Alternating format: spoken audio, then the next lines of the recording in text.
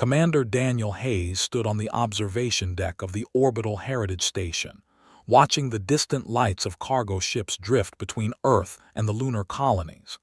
The year was 2347, and humanity had been at peace for nearly 2 centuries. The great warships that had once defended Earth during the solar consolidation wars now floated in eternal silence, their weapons cold, their engines dormant, preserved as monuments to an age when humanity had turned its fury upon itself before finally finding unity.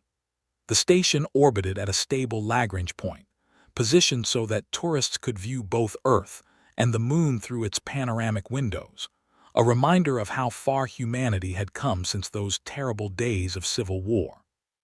The Heritage Station was home to 17 of these ancient vessels, each one a cathedral of steel and titanium, their hulls scarred by battles fought before Daniel's great-great-grandparents had been born. Tourists came from across the solar system to walk their corridors, to stand on bridges where admirals had once commanded fleets, to touch the cold metal, and imagine what it must have been like when these sleeping giants had roared with fire and fury.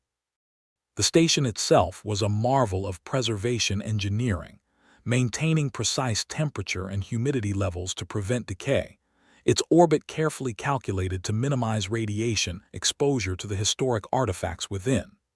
Children pressed their faces against viewports, their eyes wide with wonder at the massive shapes floating in the darkness, while their parents read plaques describing battles that had become the stuff of legend. Daniel had spent 15 years as a museum curator, giving tour, maintaining the exhibits, and ensuring that the historical records remained accurate. He knew every rivet, every corridor, every story.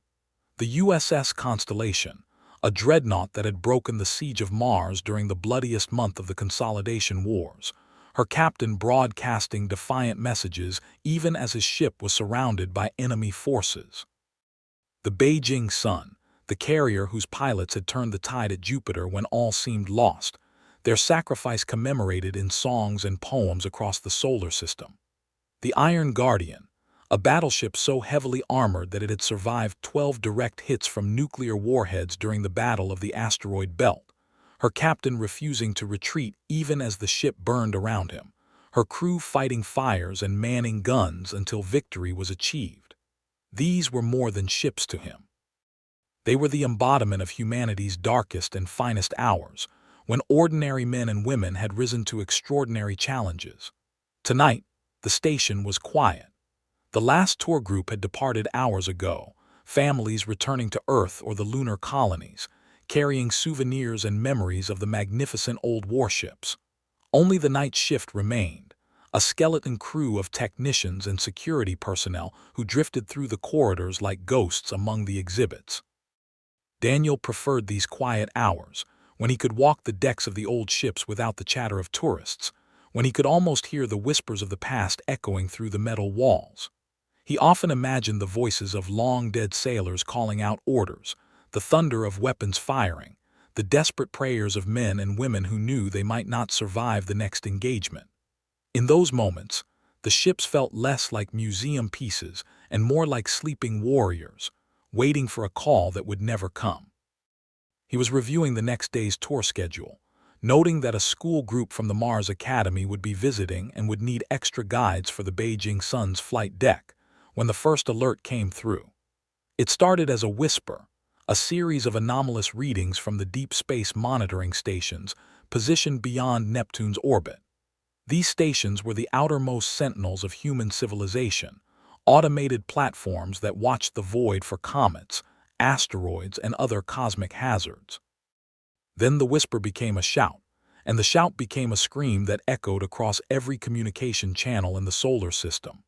The detection arrays, designed to track natural phenomena, had picked up something else entirely: artificial signatures, multiple contacts, moving at velocities that defied conventional physics and everything humanity understood about propulsion technology. They came from beyond the heliopause, a fleet of ships unlike anything humanity had ever seen or imagined. Their vessels were organic, biomechanical nightmares that seemed to pulse with their own heartbeats, their surfaces shifting and rippling like living tissue stretched over impossible skeletal frameworks. They moved through space not with the controlled burns of chemical rockets or the steady push of ion drives, but with something that bent the very fabric of space around them, creating ripples in the cosmic background radiation that the monitoring stations detected as impossible gravitational anomalies. Scientists across the solar system scrambled to analyze the data, to understand what they were seeing, but the mathematics made no sense. In the span of 12 hours, they crossed a distance that would have taken human ships months to traverse, their velocity increasing rather than decreasing as they approached the inner solar system. The United Earth government broadcast an emergency message to all citizens: stay calm, seek shelter. The diplomatic corps was attempting to establish communication, sending messages in every frequency and format they could think of, including mathematical sequences and images. Scientists were analyzing the alien transmissions, trying to decode their language, to find some common ground for negotiation. Hope remained that these visitors might be peaceful, that their technology might be shared, that first contact could be the beginning of a golden age. But Daniel, watching the tactical feeds from his station with the cold eye of a historian who knew how such encounters usually ended, knew that diplomacy was already dead. The alien fleet wasn't slowing down to talk. It was accelerating, and its trajectory led straight through the heart of human civilization. The mathematics were undeniable. They would reach Earth orbit within 72 hours, and they showed no signs of attempting communication beyond their single broadcast. The modern defense fleet, such as it was, scrambled to intercept. 2 centuries of peace had left humanity with patrol craft and customs cutters, ships designed to chase smugglers and escort cargo vessels, not to fight a war. Their weapons were designed for disabling small craft, not engaging warships. Their armor was designed for micrometeorite protection, not combat. The largest vessel in the Solar Defense Force was a converted colony transport called the Hope of Tomorrow, hastily equipped with missile launchers that had never been fired in combat.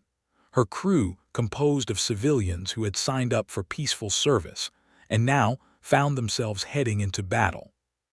Admiral Patricia Kane, commander of the Solar Defense Force, led her flotilla out to meet the invaders with the kind of desperate courage that only comes when there is no other choice and retreat is not an option worth considering. The battle lasted less than 4 minutes. Daniel watched it unfold on the tactical display, his stomach churning as one by one the blue dots representing human ships winked out of existence. The aliens didn't even slow down, didn't even acknowledge the human formation as a threat worth addressing directly. Their weapons, if they could be called that, seemed to simply dissolve matter on contact, breaking molecular bonds at a fundamental level that human science couldn't explain. Ships didn't explode in dramatic fireballs. They just ceased to be. Their crews turned to scattered atoms in the void between heartbeats, their final transmissions cut off mid-sentence. There was no debris, no wreckage, nothing left to mark where brave men and women had made their final stand against an enemy they couldn't even begin to understand. Admiral Kane's final transmission was picked up by stations across the solar system, her voice steady even as her ship came apart around her, even as the dissolution effect crept across the Hope of Tomorrow's hull. They're not stopping. God help us all. They're not stopping. Tell my children I love them. Tell them their mother died fighting. Tell them to never give up. Never surrender. The transmission ended there, cut off as abruptly as a light being switched off, and the Hope of Tomorrow became one more vanished dot on the tactical display. The alien fleet passed Jupiter's orbit and finally decelerated. Not because they feared resistance, not because they sought negotiation, but because they wanted to savor their conquest, to catalog their prize before claiming it. For the first time, they opened a communication channel to the species they intended to harvest. Their message was broadcast on every frequency, their words translated by technology that humanity couldn't begin to understand, converted into human languages with perfect grammatical precision that somehow made the content even more terrifying for its clinical, almost bureaucratic tone. We are the Vorthani Ascendancy. We have conquered 17 star systems and harvested the resources of countless worlds. Our civilization spans millennia, yours spans mere centuries. Our technology manipulates the fabric of reality, yours barely scratches its surface. Your species is young, weak, and alone in a universe that cares nothing for youth, weakness, or loneliness. Your weapons are primitive curiosities. Your defenses are laughable obstacles. We do not negotiate with prey. We do not offer terms to resources. We simply take what the universe provides. Your world will be stripped of its minerals, its water, its organic matter. Your people will be processed for useful compounds. Your civilization will be erased as though it never existed. This is not cruelty. This is simply the natural order of the cosmos. The strong consume the weak. The advanced harvest the primitive. You have one standard rotation to make peace with whatever gods you worship. Then the harvest begins. We suggest you use this time wisely. Panic swept across the solar system like a wildfire, spreading through networks and communities faster than any official message could travel. The government tried to maintain order, but what could they say? What reassurance could they offer? The fleet was gone, vaporized in less time than it took to brew a cup of coffee. The weapons that might have defended Earth had been dismantled generations ago, melted down to build the infrastructure of peace, transformed into the struts of space stations and the hulls of cargo ships. Parents held their children and wept, trying to explain to young minds why the sky had suddenly become an enemy. Religious leaders preached hope while their own faith crumbled beneath the weight of cosmic indifference. In the streets of 1,000 cities, humanity waited to die. Some rioted, venting their terror as violence against whatever targets presented themselves. Some prayed, seeking comfort in ancient traditions. Some simply sat in silence, watching the sky and waiting for the end, holding hands with loved ones and speaking of memories rather than futures. Daniel Hayes did not weep. He did not pray. He did not sit in silence waiting for death. Instead, he walked through the corridors of the Heritage Station until he reached the bridge of the USS Constellation. The lights were dim, powered only by the minimal systems needed to prevent decay, casting long shadows across consoles that had once blazed with tactical data. The captain's chair, where Admiral Jonathan Price had once sat during the liberation of Phobos, was covered in a transparent preservation field, its leather worn smooth by the Admiral's hands during long hours of command. Around him, the consoles that had once displayed tactical data and damage reports showed only informational placards for tourists, explaining the functions of each station to visitors who had never known war. The silence was profound, almost sacred, the hush of a cathedral dedicated to humanity's martial past. He pressed his hand against the main viewport, feeling the cold of space through the reinforced glass, feeling the vastness beyond that single pane of material. Beyond the station, the 17 ships of the museum fleet floated in their eternal formation, silent guardians of a past that no one had thought would ever need to be repeated.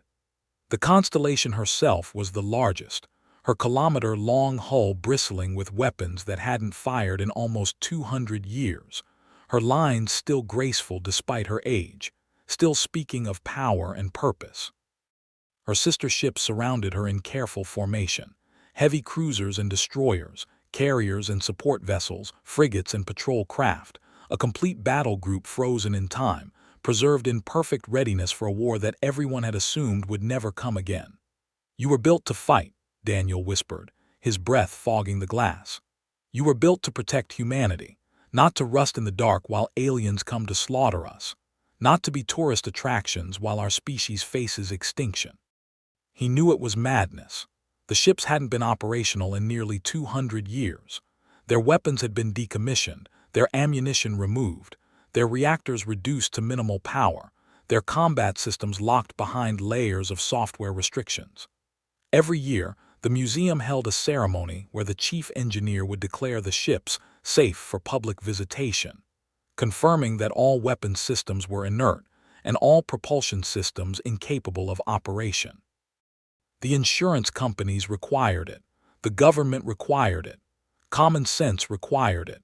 But Daniel had spent his entire career studying these vessels, reading their technical manuals, their maintenance logs, their classified histories. He knew their systems better than anyone alive. And he knew something that the official histories didn't record, something that had been buried in classified files and forgotten by all but a handful of dedicated archivists who had stumbled upon the truth and kept it to themselves. The ships had never been truly disarmed. They had been put to sleep, but they had never been killed. The architects of the peace had understood that the universe was vast and unknown, that threats might emerge that would require humanity to fight once more, threats that couldn't be anticipated or prepared for in advance. So they had preserved the capability, hidden beneath layers of bureaucracy and secrecy, behind false panels and misleading documentation, waiting for the day when it might be needed. The decommissioning ceremonies were theater, carefully choreographed performances for an audience that needed to believe the wars were truly over. The weapons still existed, sealed away but functional. The ammunition had been stored in shielded compartments marked with misleading labels. The reactors could be brought back to full power with the right codes and the right knowledge. The ships were sleeping, but they could wake up if someone knew how to call them. Daniel had discovered this truth 5 years ago, buried in a restricted archive that he had accessed while researching the history of the Constellation's command crew for a new exhibit. A single file, misfiled among routine maintenance records, had contained the real decommissioning protocols, the ones that explained how to reverse the process. He had kept the secret ever since, uncertain of what to do with it, afraid of what it might mean if it became public knowledge. Politicians would have demanded the ships be truly disarmed. Peace activists would have protested the deception. The entire museum might have been shut down pending investigation. Now, facing extinction, the choice was clear. The secret had been kept for exactly this moment, even if those who had created it had never expected it to arrive in the form of alien invaders. Daniel pulled up the emergency contact list on his personal communicator and began making calls, his fingers moving with urgent precision. First to Maria Santos, a retired engineer who had worked on the Constellation's reactor systems before the museum conversion and who had been one of the few to know the truth. She was 87 years old now, her body frail, her movements slow, but her mind remained razor-sharp, still able to recite technical specifications from memory. She had spent 30 years maintaining these ships, first as active warships and then as museum pieces, and she still remembered every system, every override code, every backup procedure, every trick for coaxing recalcitrant machinery back to life. Then to Gregory Palmer, a former weapons officer who now taught history at the Mars Academy, a man who had written the definitive textbook on the Consolidation Wars, and who had personally calibrated the Constellation's rail gun batteries during his active service, back when those weapons had been expected to fire in anger. One by one, he reached out to the veterans, the enthusiasts, the historians, and the engineers who had dedicated their lives to preserving these ships not just as monuments, but as functional machines capable of being restored to active service. Some were skeptical, questioning his sanity and his motives. Some thought he was insane, suffering some kind of breakdown brought on by the stress of the invasion. But all of them listened, and as the reality of humanity's situation became clear, as the alternative of waiting passively for extinction became impossible to accept, all of them agreed to come. They came for the ships, for humanity, for the chance to do something rather than nothing in the face of annihilation. "The government won't authorize it," Maria said when she heard his plan. Her voice was thin with age, but there was steel beneath it, the steel of a woman who had faced down reactor malfunctions and hull breaches and had survived to tell the tales. The legal barriers alone would take months to navigate. The preservation statutes, the historical protection acts, the weapons restrictions, the insurance liability clauses. They'll have you arrested before you can fire a single shot. The bureaucracy will chew you up and spit you out. "We don't have months," Daniel replied, his voice steady and certain. "We have hours, and the government just lost its entire fleet. If they won't authorize it, they won't stop it either. Not now. Not when the alternative is extinction. What are they going to do? Arrest us for trying to save humanity? Send us to prison while aliens are harvesting the planet? They have bigger problems than museum regulations. Maria was silent for a long moment, and Daniel could hear her breathing through the communicator, the rasp of aged lungs considering the weight of what he was proposing. Then she laughed, a dry sound that crackled through the speaker, the laugh of someone who had decided that death in battle was preferable to death in submission. I'll be there in 6 hours. Try not to blow anything up until I arrive. Those reactors are temperamental beasts, and they don't respond well to impatience. Within 6 hours, the first volunteers began arriving at the Heritage Station. They came in personal shuttles and cargo pods, in emergency evacuation craft, and even in modified mining vessels, in anything that could make the journey from wherever they had been to where they needed to be. They were old men and women who had served on these ships in their youth, their joints aching and their hair gray, but their eyes burning with purpose and their hands still remembering the feel of controls they hadn't touched in decades. Middle-aged engineers who had maintained these ships as museum pieces, who knew their systems with an intimacy born of years of careful preservation and endless troubleshooting. Young cadets who had studied them in academy textbooks and dreamed of what it might be like to serve on vessels of such legendary reputation, who had never expected those dreams to become reality. They came because Daniel had asked, because the ships had called, and because when humanity stood at the edge of annihilation, some people simply could not stand idle. They came because doing nothing was worse than dying. The Vorthani Ascendancy's fleet had taken up position at the orbit of Mars, their ships arranged in a formation that the aliens clearly considered unassailable, a geometric pattern that spoke of absolute confidence in their superiority. They broadcast continuous messages of contempt, describing in clinical detail how they would process humanity's resources, how efficient their harvesting methods were, how quickly they could strip a planet of all useful materials, how many previous civilizations had fallen before them. Their scanners swept the solar system, cataloging everything of value, calculating yields and processing times, filing reports that would determine how their fleets would be deployed for the harvest. When their sensors passed over the Heritage Station, the alien commander actually laughed, a sound that translated into something between a bark and a cough in human terms. The translation came through on public channels, the aliens' amusement rendered in cold, precise human words. They preserved their weapons of war as monuments to a violent past. How quaint, how pathetic. Look at them, floating there like corpses in a graveyard, relics of a species that once possessed some modicum of fighting spirit, but has since surrendered to comfort and decay. These humans don't even have the dignity to face death with their claws extended. They've already surrendered to entropy. Perhaps we should leave the museum intact as a curiosity, a monument to another species too weak to survive contact with true civilization. Future visitors to this system might find it amusing. Inside the USS Constellation, Maria Santos directed a team of engineers as they reconnected the primary reactor systems, her frail body moving with surprising energy as she supervised the delicate work. Her hands were steady despite her age, her commands precise and confident, drawing on decades of experience with these exact systems. The fusion core, maintained at minimal power for 2 centuries, responded to their commands with surprising eagerness, as though it had been waiting for this moment, dreaming of fire and fury during its long sleep. Its magnetic containment field strengthened, humming with increasing intensity. Its fuel injection systems cycled through startup protocols that hadn't been executed in generations, ancient software running without error.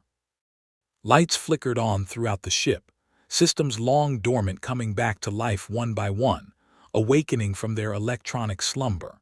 In corridors that had known only the footsteps of tourists and the quiet hum of preservation systems, the thunder of machinery returning to operation echoed like a heartbeat, like the heartbeat of a giant waking from a long dream. In the weapons bay, Gregory Palmer and his team worked to restore the rail gun batteries, their hands moving with practiced precision despite the decades since they had last performed such work. These were massive weapons, capable of accelerating projectiles to a significant fraction of light speed. Their electromagnetic coils wound from superconducting materials that had maintained their properties despite centuries of dormancy, their power systems designed for reliability above all else. The ammunition stores were exactly where the classified files had indicated, sealed compartments behind panels marked as environmental systems authorized personnel only, hidden in plain sight from generations of tourists who had walked past without knowing what lay behind the innocuous labels. The warheads were inert, their fissile materials stored separately in lead-lined containers, but they could be armed in minutes if needed, if someone knew the procedures. The targeting systems are 200 years out of date, Gregory reported, his voice tight with controlled panic as he studied the displays coming to life before him. The software hasn't been updated since the museum conversion. The tracking algorithms assume enemy ships that move with chemical rockets, not whatever physics-defying magic the aliens are using. We'll be aiming these guns by hand, using visual tracking and pure mathematics, the way our great-great-grandparents did before computerized fire control existed. Then we aim by hand, Daniel replied from the bridge, where he now sat in the captain's chair that Admiral Price had once occupied. The preservation field had been removed, and the leather was cracked with age, worn smooth by hands that had guided the ship through desperate battles, but it held his weight and seemed to welcome him.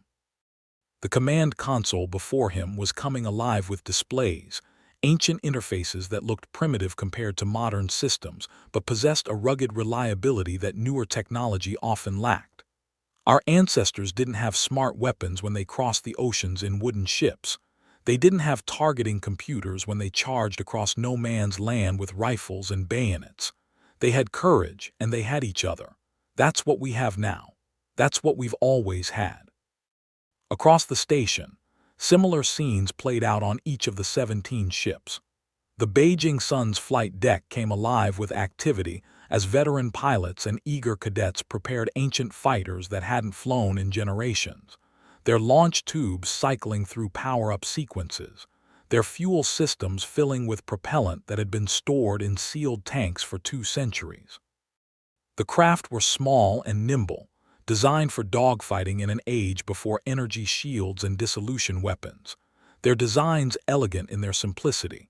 But their pilots loved them with a fierce devotion born of countless hours in simulators and dreams of flying machines they had never expected to actually pilot. Squadron leader Nicole Chen, whose grandmother had flown in the original Consolidation Wars and whose portrait hung in the Beijing Sun's Memorial Hall, took command of the air wing, assigning pilots to fighters based on their training records and simulator scores, putting the best people in the best machines. The Iron Guardian's armor plating was checked and rechecked, her legendary resilience about to be tested once more against weapons that no human had ever faced. Her captain's chair was taken by Christopher Lane, a former museum guide who had spent 20 years giving tour of her corridors, who knew every compartment and corridor of the massive vessel, every scar on her hull, every story of damage taken and survived. She took 12 nukes at the asteroid belt, he told his hastily assembled crew, men and women who had never expected to serve on a warship but who had volunteered anyway. 12 nuclear weapons, direct hits, and she kept fighting. Whatever these aliens throw at us, she's seen worse. We just have to trust in her the way her original crew did. The destroyer Swift Justice had her engines brought online, her power plant singing with energy after so long in slumber, her navigation systems calibrating themselves against the stars. Her captain's chair was occupied by a 93-year-old woman named Helen Torres who had served on her during the last war as a young ensign, who had helped fire the guns that had won decisive victories, who had sworn an oath that she had never forgotten. She had promised herself, decades ago, that if the ship ever fought again, she would be there, no matter how old she was, no matter how much her body had failed. Now surrounded by volunteers young enough to be her grandchildren, she fulfilled that promise. "She's the fastest ship in the fleet," Helen declared, her voice strong despite her years, her eyes bright with the fire of battle. "Always has been, always will be. Let's show these aliens what human engineering can do when it's pushed to its limits." The volunteers worked through the night and into the next day, surviving on caffeine, adrenaline, and sheer determination to accomplish the impossible. Sleep was a luxury none could afford. Food was consumed in hurried bites between system checks and calibrations, fuel for bodies that demanded rest but would not receive it.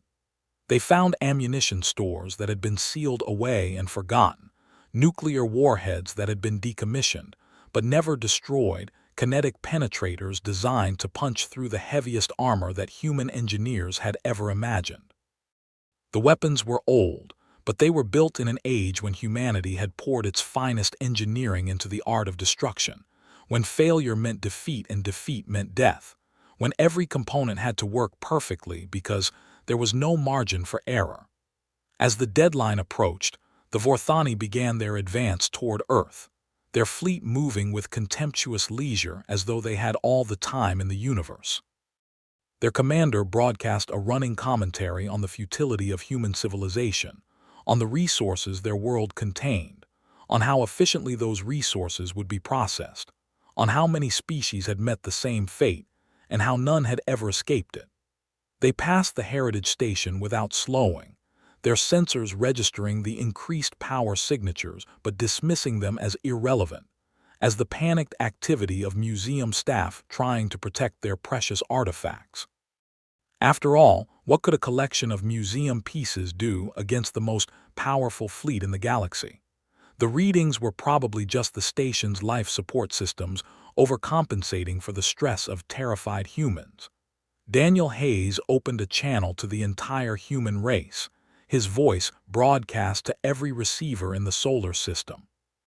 His voice was steady, though his hands trembled slightly on the armrests of his chair, though his heart pounded with fear and excitement, and something that felt almost like joy.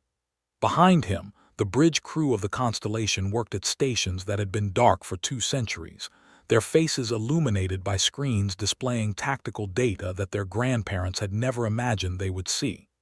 "This is Commander Daniel Hayes of the Museum Fleet. To the Vorthani Ascendancy, you have miscalculated. These ships are not monuments to our past. They are promises to our future. Every hull you see was forged in war, tempered in battle, and consecrated with the blood of heroes who gave their lives for humanity. You think we preserve them because we're sentimental. We preserve them because humanity never forgets. We never surrender. And we never ever give up. Not when we were fighting each other, and certainly not when we're fighting you." He paused, looking at the tactical display showing the alien fleet, 47 vessels arranged in an arrowhead formation pointed at Earth like a dagger aimed at the heart of human civilization. Then he smiled, a grim expression that held no humor but all of humanity's defiance. "You laughed at our museum fleet. Let's see if you're still laughing when the old warships wake up." The USS Constellation's engines fired for the first time in 187 years. The roar of the fusion drive was felt throughout the station, a sound that many had only heard in historical recordings, a sound that spoke of power and fury and the will to fight. One by one, the other ships followed, their engines blazing like stars being born, breaking free of moorings that had held them in place for generations.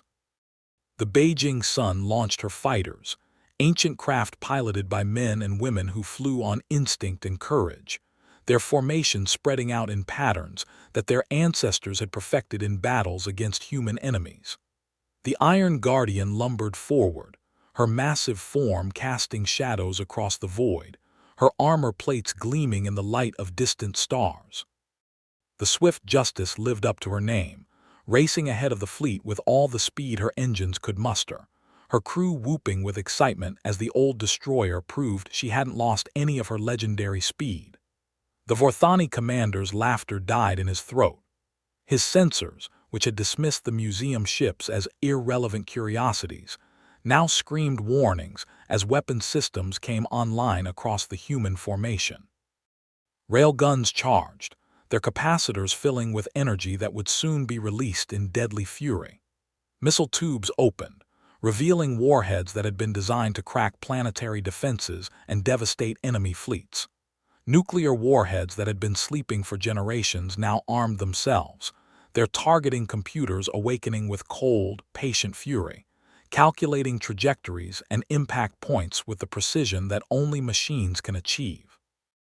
"Impossible," the alien broadcast, his tone shifting from contempt to confusion.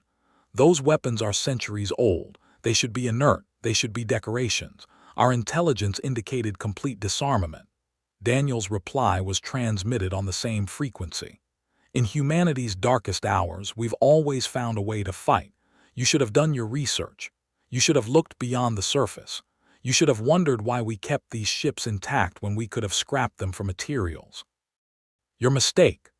The museum fleet engaged the Vorthani ascendancy at a distance of 50,000 kilometers.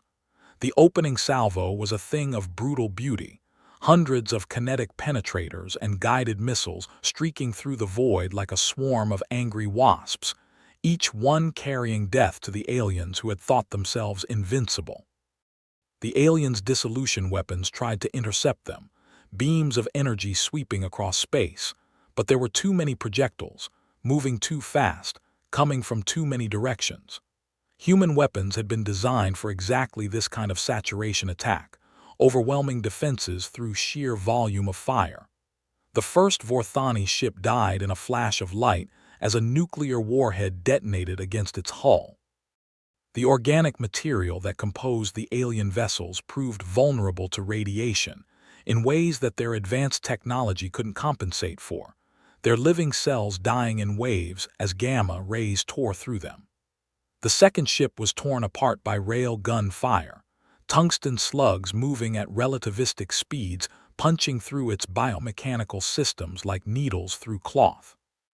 The third tried to flee and was run down by the swift Justice, whose Captain Helen Torres personally directed the killing blow, her aged hands steady on the weapon's controls.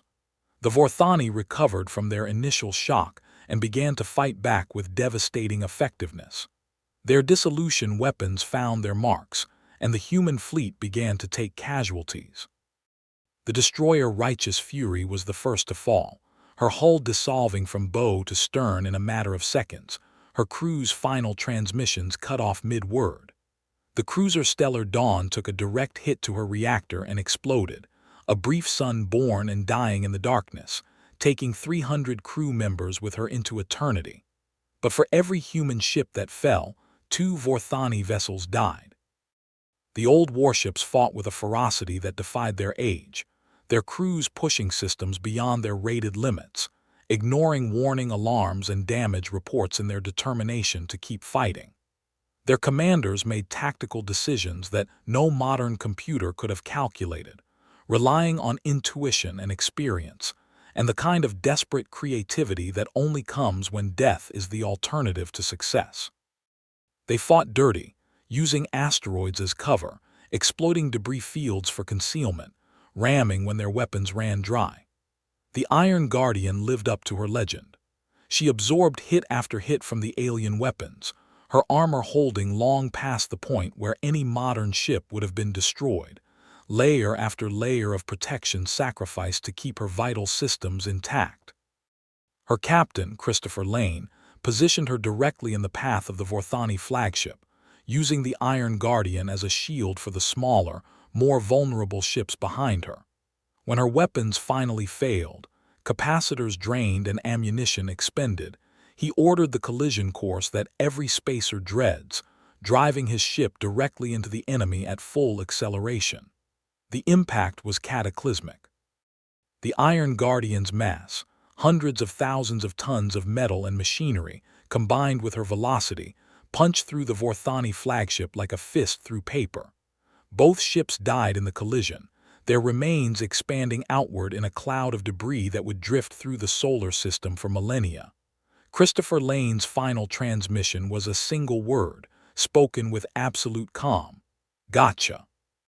The Beijing Sun's fighters swarmed the remaining alien vessels, their pilots flying with a skill born of desperation, and the knowledge that failure meant extinction for their entire species. Squadron leader Nicole Chen led her wing against an alien cruiser 3 times her size, coordinating attacks with the precision of a master conductor leading an orchestra of destruction. Her fighter was destroyed in the attack, caught by a dissolution beam as she pulled up from her attack run, but not before she delivered the payload that crippled the enemy's propulsion systems. The USS Constellation became the center of the human formation, Daniel Hayes directing the battle from the same chair where Admiral Price had once orchestrated victory against human enemies. The ship took multiple hits, her ancient hull groaning under the stress, her systems failing one by one. But she kept fighting, her rail guns firing until the barrels melted from the heat of repeated discharges, her missiles launching until the magazines ran dry. "Sir, we've lost power to the main batteries," reported his weapons officer, a young woman named Amanda Park whose hands were bleeding from working the manual loading mechanisms when the automatic systems failed. "We're down to close-range defense systems." Daniel checked the tactical display. The alien fleet had been reduced from 47 ships to 12, but the human fleet was in equally dire straits. Only 6 of the 17 museum ships remained operational, and most of those were badly damaged. The battle had reached its crisis point, the moment where victory or defeat would be determined by which side had more will to continue fighting. "All ships," Daniel broadcast, his voice hoarse from hours of shouting orders. "This is Commander Hayes. I know you're tired. I know you're hurt. I know some of you have lost friends, family, shipmates, but look at what we've accomplished. We've shown these invaders that humanity is not prey. We are not victims. We are warriors descended from warriors, and we will not go quietly into the night. One more push. One more charge. Let's finish this." The remaining human ships formed up around the constellation and accelerated toward the alien formation. The Vorthani, their confidence shattered by the ferocity of human resistance, hesitated for a crucial moment. That hesitation cost them everything. The human fleet hit them like a hammer. The swift Justice drove herself between 2 alien cruisers and detonated her remaining nuclear stockpile. Captain Helen Torr's last words were a defiant laugh. The Constellation faced the final Vorthani ship alone. Maria Santos reported from engineering, "I can give you one more shot from the main gun, but it'll cost us the reactor. We'll be dead in space." Daniel looked at the alien ship charging its weapon to fire on Earth. "Do it." The Constellation's main rail gun fired its final shot. The projectile struck the alien vessel's weapon array at the exact moment of discharge, causing a cascade failure that tore through the ship. The last Vorthani died in a spectacular explosion. On the Constellation's bridge, Daniel Hayes felt something he hadn't felt since the invasion began: hope. The battle was over. Of the 17 ships, only 3 remained. Over 4,000 volunteers had died, but humanity had survived. Rescue ships arrived hours later. Daniel was the last to leave his ship. In the captain's quarters, he found Admiral Price's old logbook, its final entry written nearly 2 centuries ago. "Today we have achieved peace. If future generations must fight, I hope they will find the same courage that carried us through our darkest hours. This ship and her sisters are more than machines. They are the embodiment of human determination." Daniel smiled through his tears. "We found it, Admiral. We found the courage, and your ship saved us all." In the weeks that followed, humanity rebuilt. The surviving ships were restored and returned to active service. Daniel Hayes was promoted to Admiral. On the first anniversary of the battle, he stood on the Constellation's restored bridge. 200 years ago, our ancestors built these ships to protect humanity. When peace was threatened by an enemy from beyond the stars, these same ships rose to defend us once more. The Vorthani called us weak. They laughed at our museum fleet. They saw rust and age. We saw history and hope. They saw obsolete weapons. We saw the tools of our salvation. The old warships awoke when we needed them most. They will not sleep again, and neither will we. Somewhere in the darkness between the stars, other civilizations watched. Some reconsidered their plans for conquest. Others saw a species worth respecting. And some, inevitably, saw a new challenge. The news of the battle spread far beyond the solar system, carried by electromagnetic waves that would take years to reach distant stars, but that traveled nevertheless. Other species who had trembled before the Vorthani took notice. A young civilization, barely out of its cradle, had done what none of them had managed. They had fought back and won.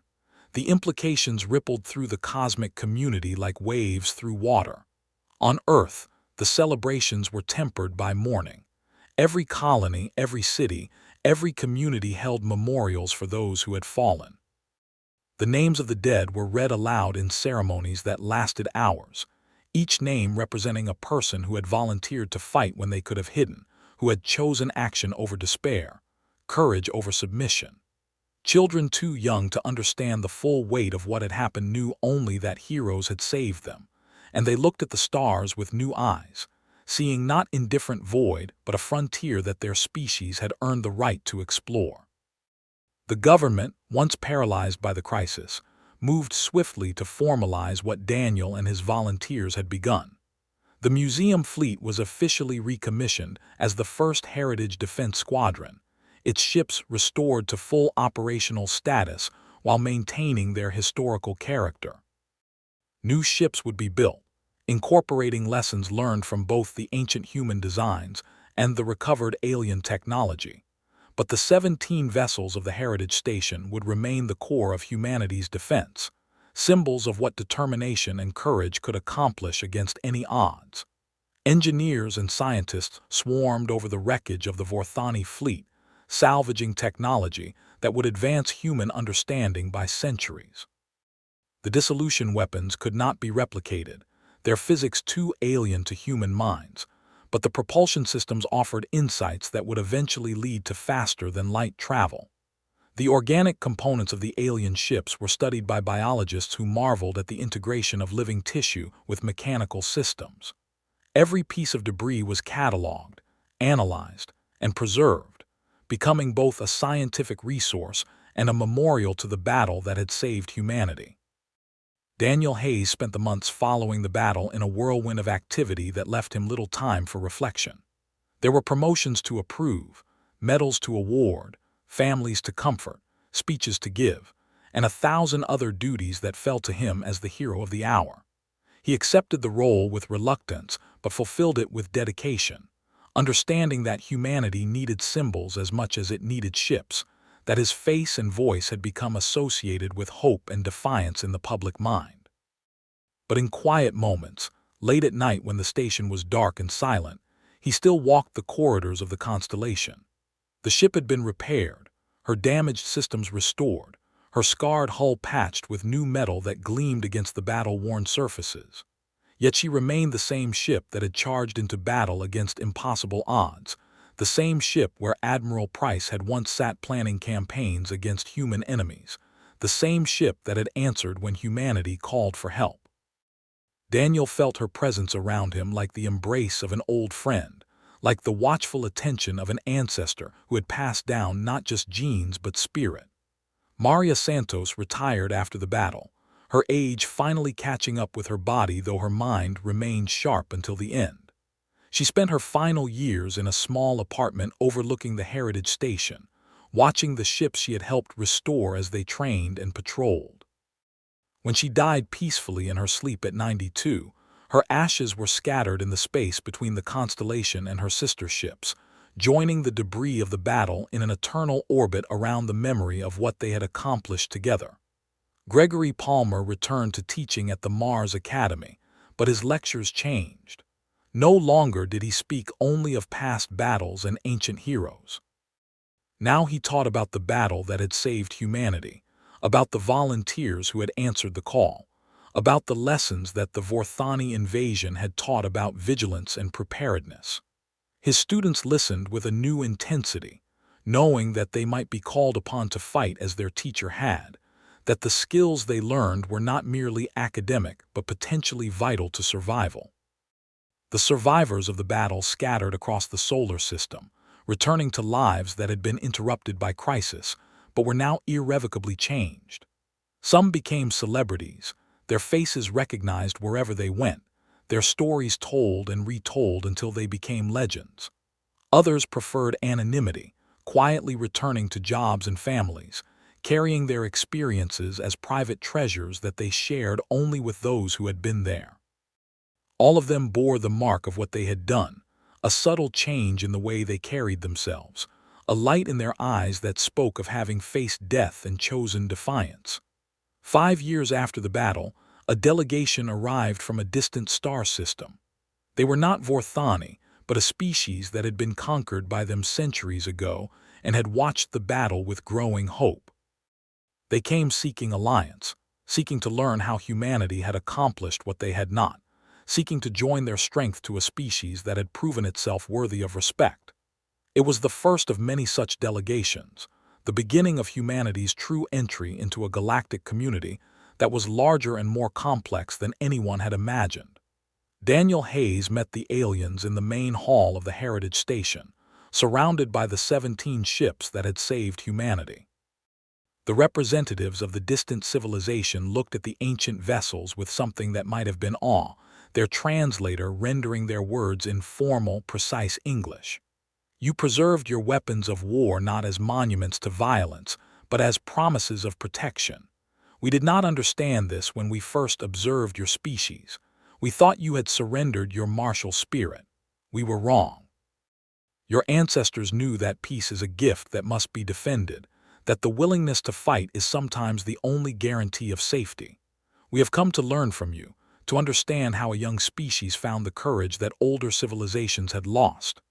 Daniel smiled, thinking of Maria and Gregory and Helen and Christopher and Nicole, and all the others who had come when called, who had fought when fighting seemed hopeless, who had died so that humanity might live. We didn't find courage, he said. We remembered it. Our ancestors built these ships to protect us, and when we needed them, they answered. That's what humans do. We remember, we persevere, we never give up. The alien representative inclined what might have been a head and what might have been respect. Then perhaps there is hope for the galaxy after all. If one species can remember how to fight, perhaps others can learn again. Perhaps the Vorthani's reign of terror is not as eternal as they believed. Let them come, Daniel thought, watching the stars from the bridge of his ship. We'll be ready. We have always been ready. That's what makes us human. The museum fleet, once a collection of relics that tourists had come to admire, had become humanity's shield against a hostile universe. The ships that had been preserved as monuments now served as guardians. And the men and women who crewed them, from ancient veterans to young cadets, carried forward a tradition that stretched back to the first time a human being picked up a weapon to defend their family, their tribe, their species. History, Daniel had learned, was not just something to be preserved in museums. It was a living force, a wellspring of courage and inspiration that could be called upon in the darkest hours. The Vorthani had laughed at humanity's attachment to the past. They had paid for that laughter with their lives and their empire. As the Constellation set course for her first patrol of the new era, Admiral Daniel Hayes allowed himself a moment of quiet satisfaction. The universe was vast and dangerous, full of wonders and horrors in equal measure. But humanity had earned its place among the stars. Not through diplomacy or technology alone, but through the oldest human virtue of all, the willingness to fight for survival, to stand against the darkness, to refuse surrender even when all seemed lost. The old warships had awakened, and as long as humanity endured, they would never sleep again. The stars awaited, and humanity was ready.